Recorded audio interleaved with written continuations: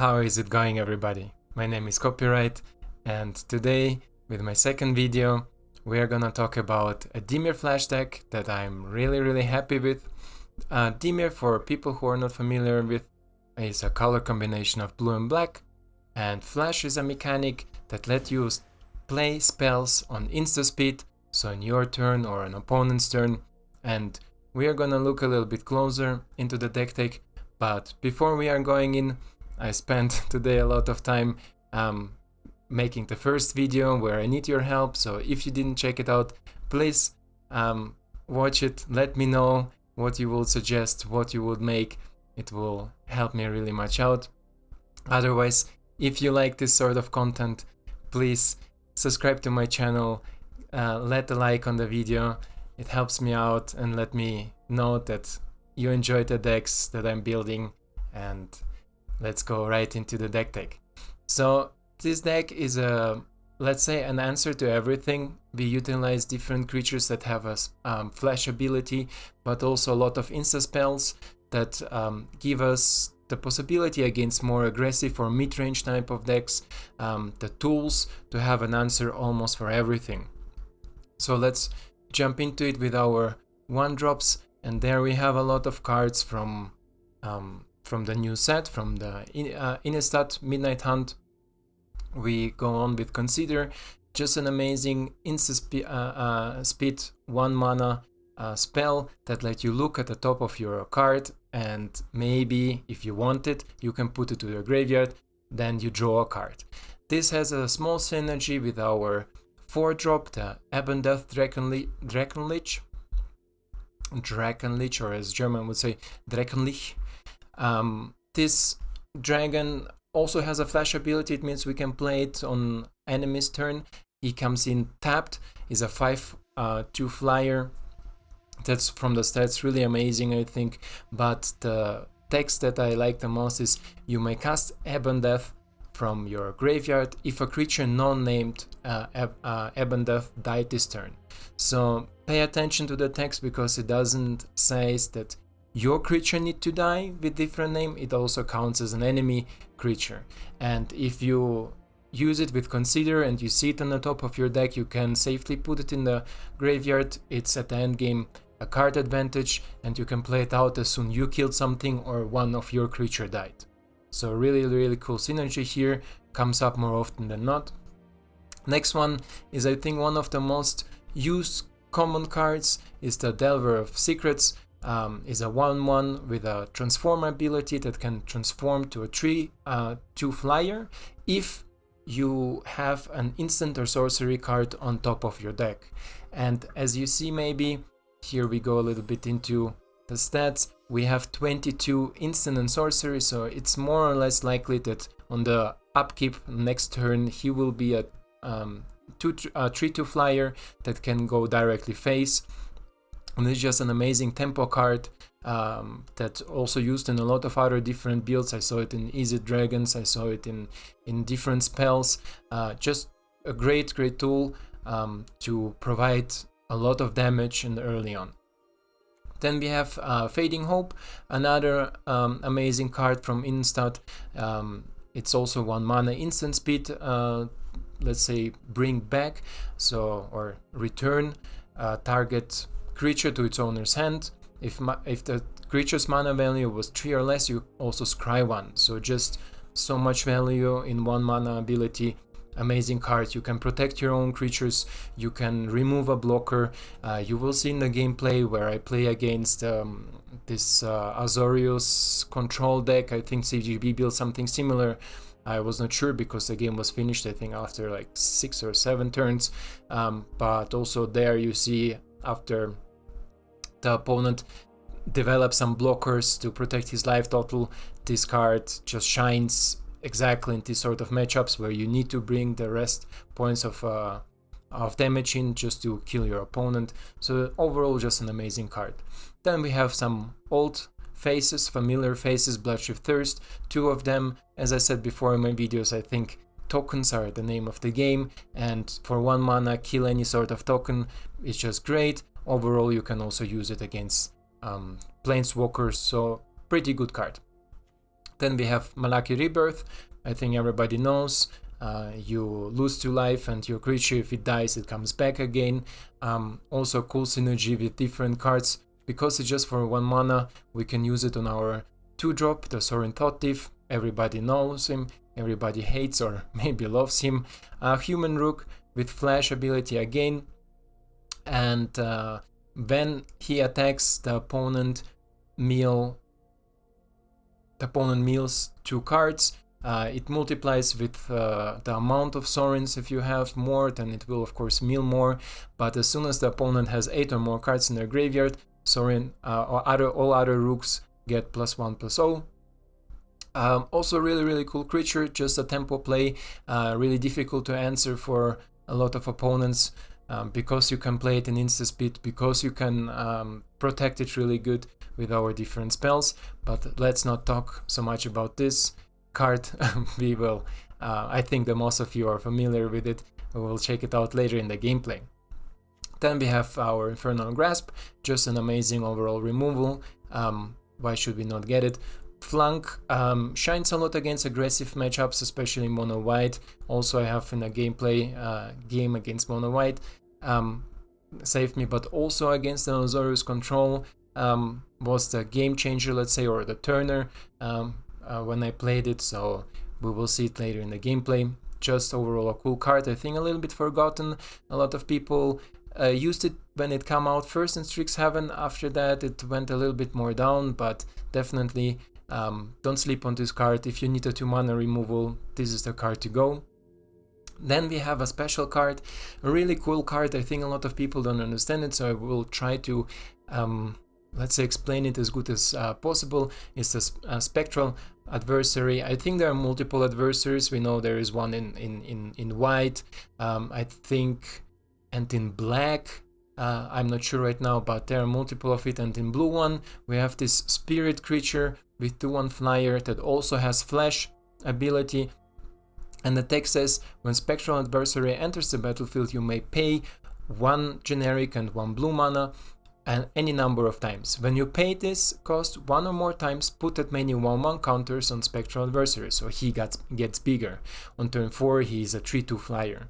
But then it's not all.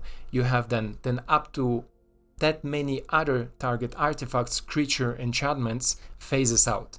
Phase out, if somebody is not familiar with that ability, and this is really, let's say, interesting ability because it's not blink, you're not blinking it.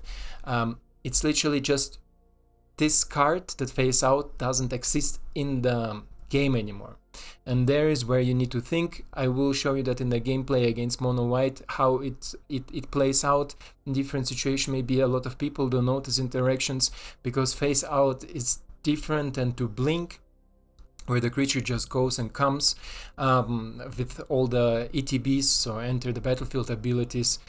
This is just a really good tool against a lot of different things. If you need to buy a turn, I don't know, some enchantments or some Zagas will go off, you can buy your turn with it, because it will just not trigger, because it's not existed in the game.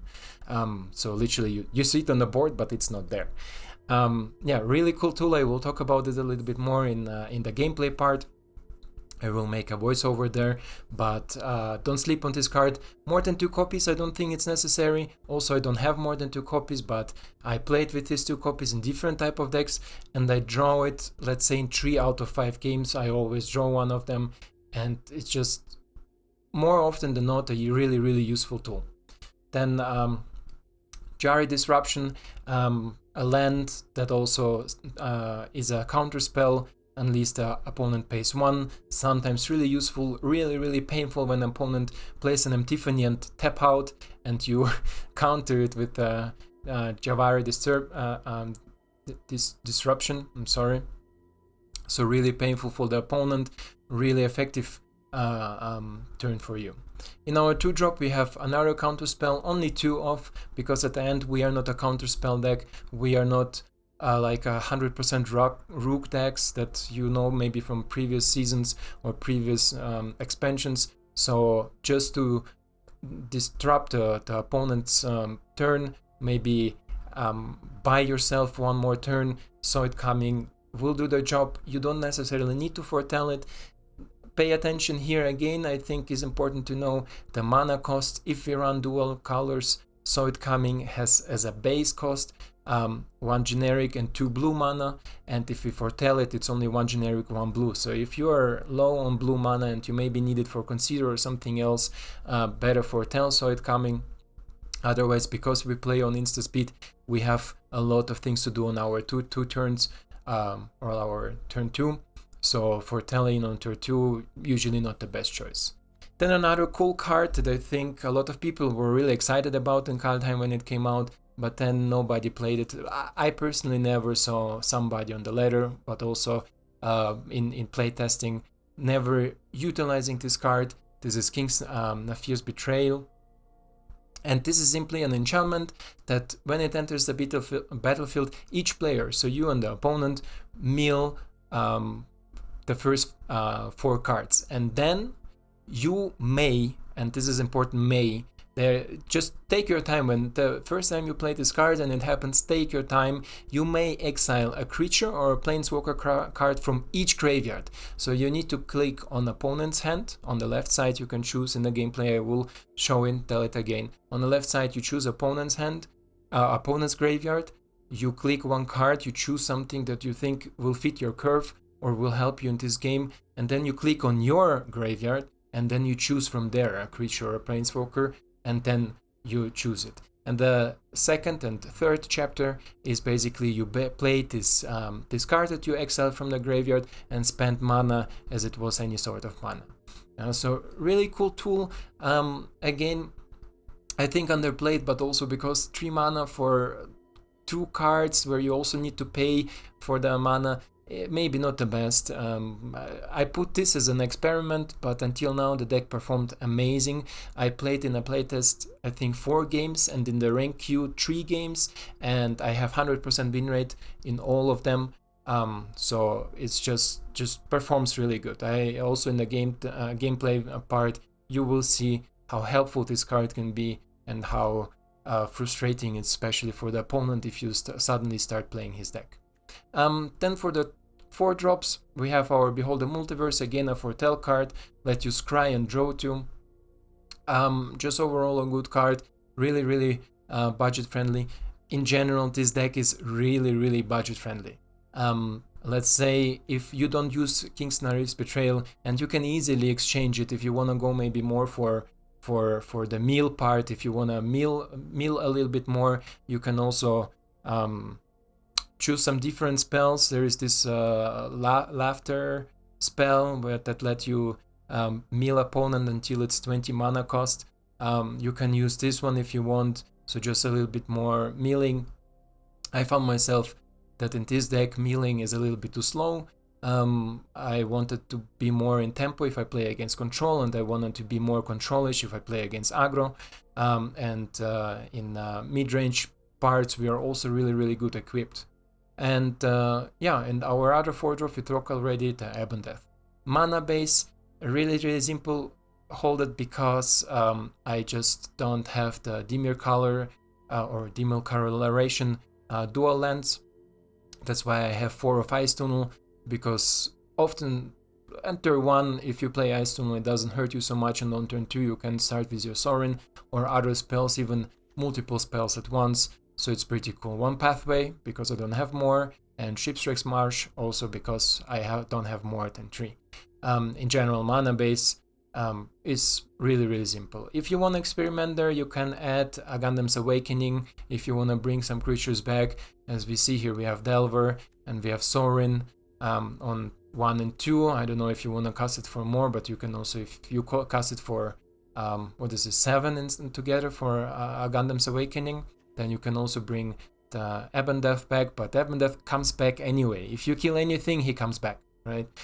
Sometimes also games come up in my playtest where the opponent tries to kill Sorin because they don't want to get mealed, or because they scry to the top and want to draw the land or the card, and Sorin is attacking. You can instantly play Malakir Rebirth. Sorin will come back, but it will still trigger the Ebb and Death, and you can bring Ebb and Death back. So really cool synergy there. let's check the stats again. We have 22 lands altogether. With our tap lands, or with our spell lands, we have 26. So mana is really consistent, really good. Never had an issue where I draw too much lands or not enough lands. So really cool. On this part, guys, now we go to the gameplay. I will make some voiceover there. For deck tech, it's over. If you enjoyed this sort of video, again, just leave me a like. Let me know in the comments what you will change, what you will do different. Otherwise, let's check out the gameplay, and I see you in the next one. So let's check the gameplay part. Here, I don't know, since the last update of OBS, sometimes my video file gets corrupt, but you didn't miss much. We are on our turn 3 and play our second Sorin Thought Thief, playing against Rakdos on the ranked ladder, and so far so good. We milled the opponent a little bit. We have some spells in our hand, and also our Spectral Adversary. We see here opponent has some recursions from the graveyard, also our Goldspan Dragon. So let's see here, opponent on turn 3 with the Predator, a 4/4 Predator with 1 token, but we have an answer in our hand. This is where our Fading Hope comes into play. That is really important. We will see now in a short how we can interact with the board. Of course, we don't wanna kill the zombie token, so we don't sacrifice our Delver. Yeah, here we draw the third Sorin, really cool, and I'm going here for a play, so the opponent is forced to sacrifice something to the dragon, to the Predator. So we bring out our third Sorin, attack with both of them, and because of the meal, of course not with the 1/1, because of the meal they got all for 3, so opponent is, let's say, forced to sacrifice something to keep the Predator alive, but little he knows, we have our Fading Hope. We never lose hope, and as soon as our opponent declares a blocker, and we wait here until he sacrifices the Ghast. Don't create a treasure, maybe really important here. Go for the kill with a -1/-1, but it's fine. And exactly in this moment, before the opponent can exile something from the graveyard, we play in the Fading Hope. Pretty cool interaction, and after that opponent takes 4 to the face and we give it to opponent. We see here is a really good board for us. Opponent tries again to reassemble something, but I think it's a little bit hopeless because of our Fading Hope. Here we go. Here comes the boom, and pretty nice one. Let's check what we have else in the pocket. Here we go, finally with the opening hand. Have some Consider, the mana base maybe not so the best, but depends against who we are playing here. Can be really useful to have some insta sort card draw and card selection, so we kept it. And the opponent opens with a white land.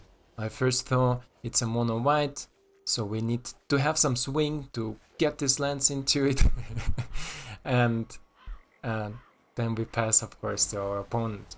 Then I realize, oh, this is an Azorius list, maybe the one that the CGB built not so long ago. So I, let's say, decide to keep the counterspell open, but also maybe the Consider. Depends what our opponent goes for. We see a Foretold card, maybe it's a counterspell, so maybe trying to bait it out somehow. We see here the Ghast on the top of the library. I thought it's not so useful in this matchup, especially now when we know that opponent plays Azorius, so we put it into the graveyard and draw another counterspell that is much more useful than removal spell. Turn 3 we pass, of course. Opponent still don't know exactly what we are playing, but I think he thinks we are playing some sort of Dimir control deck. Not that we have something in instant speed or flash creatures. So opponent with a tap land coming down and pass it through. Now again try to bait out maybe some counter spells. And here we see another Fading Hope. I was considering to taking it, I was thinking about it, but at the end we took it for just some insta interaction maybe with our board if our opponent goes for the sweeper. And here we see our Delver in the hand, but I already had my plan. I want to play the Even Death on opponent's turn, and if he doesn't pick out a counter spell, then the Delver will come in, and if he dies I can bring the Even Death back. So really cool synergy here against some sort of control decks. So opponent passes, we flashes it in. I think this catch opponent a little bit off guard, and this is when I start realizing maybe he doesn't has the counter spell there. Maybe it's an Epiphany. Another land is really useful. We play the land and try to go for face. Here opponent plays the turtle, the one that taps my creature, and here is an important interaction, and look what I mean with the adversary, with the phase out ability.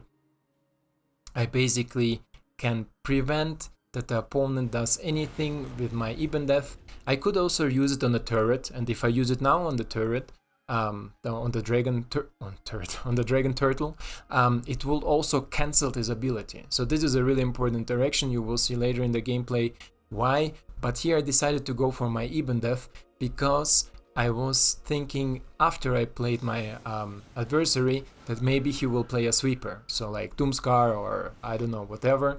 So I phased out my dragon, so if he plays something that will kill everything, my dragon will still be alive.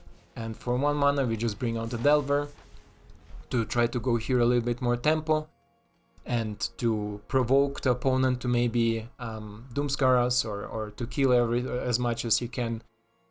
And we will see what the opponent will try to do. He's on turn 5. Looks like he's on turn 6, but looks like he maybe miss a land drop. I am tapped out. Now he shocks himself in. I don't know how important it was, but here we see he wants to play the Epiphany. It was pretty nice, of course, of 3 life, why not? But we already have in our mind what we can do and how we can handle this situation. So opponent is untapping, and I check again. I have some sort of interaction, bounce spell, a removal spell, and 2 counters. It's not a bad hand for Azorius matchup. So opponent drops the Teferi. Here my footage again somehow cut out a little bit, but don't worry. He just tried to make some damage. I don't know, guys, if you have a solution for me, if you have a solution for why OBS sometimes hangs on, please let me know in the comments. It will be really helpful. I was trying to Google, some people have the same issues, but not really a clear solution for it. So if you have any sort of information, please let me know. So here we are with the footage again. I thought that opponent still maybe hold on for a counter spell, especially now that we know he runs at a fair and untapped a blue land. So here we have our Delver trigger with a flunk. Of course we transform him, and now we can go for the kill on the token because the opponent knows already about flunk. I was thinking here what we can and how we can remove it, but of course the flyers, because we are with the flyers. And now I have the thoughts that maybe my opponent has a bounce spell too, because usually this list runs what is this, learn spell for 3 that can bounce the spell or a permanent. So I decided to attack with 2 flyers that we at least get some damage on the Teferi, and if he bounce the dragon it's okay. And I don't know why the opponent here throw a little bit something, but we kill the Teferi, make some face damage. So successful turn, and we still keep up 2 mana for our disruption, just in case opponent has something. And here is the next turn from our opponent. Of course he will go in because the turtle cannot block anything. We are all evasive, we are all flying. Your opponent plays the land, a tap land, and he's thinking about, here we go, with divide by 0. This is a spell I meant. He plays back. He's 100% top taking it because otherwise he would play it before. So he played back my dragon and redraw draw 2 cards with a teaching from the sideboard. I'm fine with it. Don't need to interact with something. I will win the long run. So we just go in again for 6 in the face. Bring our opponent to 8. And I know about the land. I thought about the land, the 7/7 land that is coming in here. And we have multiple outs. So I was thinking what we could do about it. Opponent is surprisingly Kozima. I don't know if CGB lists run the Kozima or somebody else make a different list. So opponent brings out the Kozima. Sunset. A little bit a misplay of my opponent. I think he could have 2/2s if he played it before Kozima and then Kozima afterwards. But it's okay. Everybody makes some small mistakes. Nobody's perfect. Except some players who are playing soon in a World Cup. We play here our Ibn Death, of course. Why not? Just another threat in the air. And opponent has again a divide by 0 that we counter now. I don't want opponent to learn anymore, and I don't want opponent to buy some time. So we top deck a land, opponent with a nice. Let's say thank you. We bring him down to 1, and here is important. I already had in mind, as I said before, I thought about the land, and I know that if he activates it, it's a 7/7 where I need to pay ward 3, so I still will have my counter spell open if I interact with it. Theoretically, our opponent has lethal here, so if he goes all face now, I just can hope that he casts now counter spells. I play out my flank to just reduce the damage that comes in from the land and still keep up my counter spell. So if opponent has a counter spell, I could theoretically counter it too. So there is a safe play. And now it's just a 2/2 land that hits my face, and I will also be at 1. Really cool game. I enjoyed it really much. It was really close. And as we see, we have just too many threats in the air. If opponent plays something that is, let's say, threatening, here we go. Opponent explodes, and we can check. I don't know, I think opponent made some misplays in these games, also things that maybe just a frequency of the playing this sort of decks is different, but as I said, everybody makes some mistakes. We will check our last game for this gameplay, what we have there. As far as I remember, it was the Dark Destroyer, the Dark Destroyer 3000. Sounds like a Fallout enemy. Anyway, I think it is a mono white deck. A really good list of mono white deck. I play it myself also to rank up, but also just for fun. And here we open with our Delver. Amazing card to open. Just a good one draw. As I said, if we are lucky, we can go in for 3 damage in the face in the air. And next turn, here we are not. We are drawing a land, but land is good. And we just keep back, let's say, can bring our Sorin in instant speed as Flash. I see here 3rd land, and opponent plays the Clarion Spirit. Here is sequency, an aggro player should know. If you don't play the land, you can bring it down, and I will not know that you will play a 2nd spell. So here he could have another tokens. Here he decides to play the Portable Hole to get rid of my Delver. That's totally fine. We draw another Sorin, and the frequency of drawing Sorin is really good. I enjoyed it a lot, and I had them a lot in my hand, so it's I don't know if Arena does something there with priority that I draw more often than not. Here opponent again with an amazing turn. We know it all from the mono white lists where they just pump out creatures, make them bigger, make them stronger. He decides to go full in, and here we get our surprise. Nobody expects the Spanish Inquisition. So we just kill the 1/1, take the 3 in the face, not a big deal. And here we have our King's Betrayal. Cool card, is a really cool interaction here. We will see it later in action, how it will help me out. But right now I was thinking if I can act somehow with the board, or if I can do something. I decided to stay back just that the opponent doesn't have the possibility to attack with the small creatures and bring in 1 damage is not much. And here is an important direction, guys, that was what I meant before. Face out, just amazing mechanic, especially for ETB creatures. I see that he's trying to remove the Sorin to go more face. That will be devastating for me, so I play my adversary.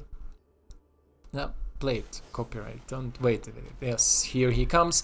I pay 1 for it just to make it bigger, but also face this can I say motherfucker in YouTube? Doesn't matter. Face this guy out and boom, gun everything. It's basically I counter his ability, I counter his creature for the next turn. It's gone. And when it comes back, it has nothing. It has no ETB abilities. It will not enter again with the exile part. So this is where adversary really saves me up. Opponent is now scared to attack. I would not block anyway, but let's see how it goes. We have our 5th land and I thought, hey, we have 2 mana to flash something, we have 1 mana to protect. Let's go with King's Betrayal. What can we get with it? Here important, as I said, first go to your opponent's hand. It's just easier sequencing. Here I decide to take the Skyclave. I could maybe go for more aggressive with the Blade Historian, but Skyclave is okay, and we have our Delver in the graveyard, so boom boom, exile 2 of them and we are happy to go. Here, as I said, I'm not the aggressor, I'm the one who is defending. Opponent needs to make the damage. I'm happy to go the longer run against aggressive deck. Opponent plays his 5th land and thinks what he could do, what he could provide. As I said, we have some interaction with Rebirth, but here he goes with another Qatar. That's okay for me. Decides to exile the adversary. Also not the smartest decision, because when he comes back he triggers again, so opponent just go in the face. I'm fine with it, flashing in Sorin and just take out this this BFF. Take out the Qatar. I was thinking here maybe to take out the Monk because he can grow later, but also I decided he doesn't have so much cards in hand, he's empty-handed. I can just kill the 2/2 and untap. And here we go, we get back the exiled cards, instantly play the Skyclave to get back my adversary. And as soon as he enters, you see here again the ability happens again, so don't exile this bad boy. Don't exile adversaries, replace against him, just kill it. Just kill it, it will be more value, or try to ignore it maybe if you have a bigger blocker. But don't exile it so it doesn't trigger again. So here I triggered again, I exiled the 1/1 because I want to get now a little bit more aggressive, right? We are in front on the board, we have everything in our possibilities, so let's just go in. Sorins get bigger, of course, as longer game less goes, as easier it will be. We make 6 damage. The Luminar will be not enough to raise us right now, because for the next turn we have 9 damage. 9 damage in the flyers. He can block maybe 1, but just jump blocking. Here he decides to go with a 4/4. I'm fine with it. At the long run, opponent will need to do more. And we have still our Rebirth. It can also play in the Skyclave. Could be a cool synergy here. But I think our opponent has seen enough, or didn't want to see anymore. We attack again, keep some blockers back. Opponent is, let's say, not forced, but he can jump block, but he doesn't need to. He does, he wants to prevent some damage. We still hit for 6. Theoretically next turn is lethal in the air, and this turn opponent has nothing to offer that could kill us, so we can easily sacrifice our Delver, sacrifice our Skyclave. We can play Rebirth on them just to get the triggers back. So opponent doesn't has a lot of possibilities, a lot of ways, and this is a good show up how it goes against aggressive type of decks, against these mono lists. Here we go for the kill, here we go for the jump. Opponent brings in 3 damage, not much, not enough. Next turn he will be dead. That's it, guys, that's it for our gameplay. I'm slowly ranking up, sadly don't have time for playing, but as I said, if you enjoyed the game, please leave a like on the video, subscribe to my channel, I will be really thankful, and as I said already before, guys, see you in the next one.